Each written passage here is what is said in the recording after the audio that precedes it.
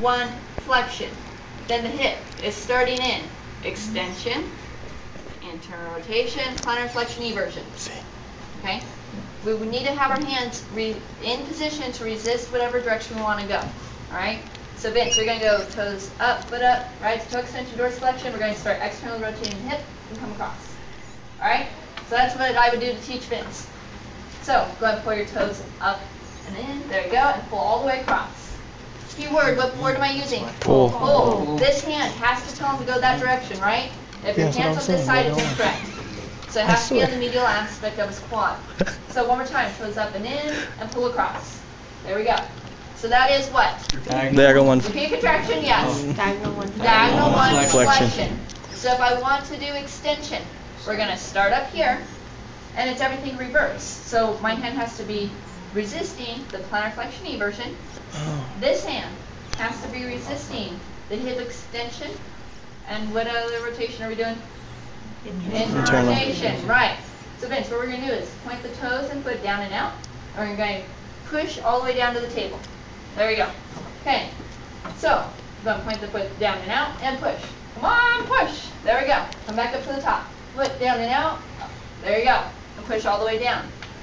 Other key things I don't think I mentioned. Another key thing to get graded on PNF. Distal has to occur before proximal, always. And rotation, you have to get earlier in the motion. So it's not that he stays in external rotation all the way down and then at the last minute flips it. Right? So we're trying to get that rotation early. So point the foot down and out, and then we get that rotation in early, okay? Any questions on diagonal 1?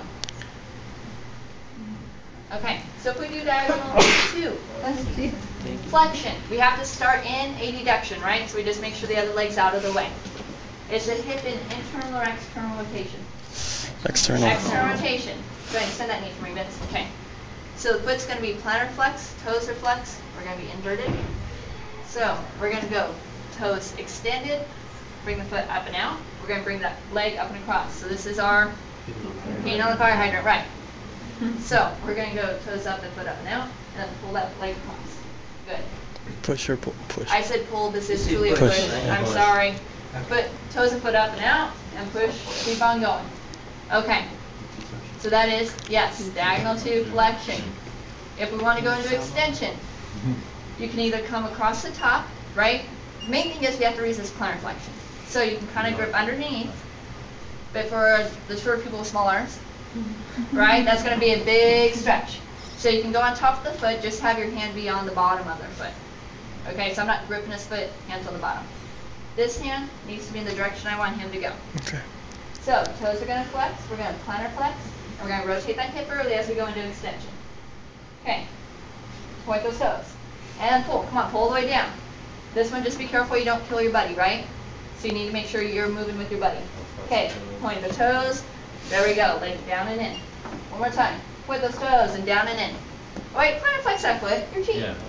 All right, point. There we go. That's plantar flexion. Okay. Do you guys have any questions on diagonal 2? Extension. Huh? That's extension. Okay. Anything else you guys want me to go over specifically before we break up? Shoulders again. For the, shoulders. What's it called? Mobilization. Mobilizations. Who has a t-shirt on? Dean, you're up.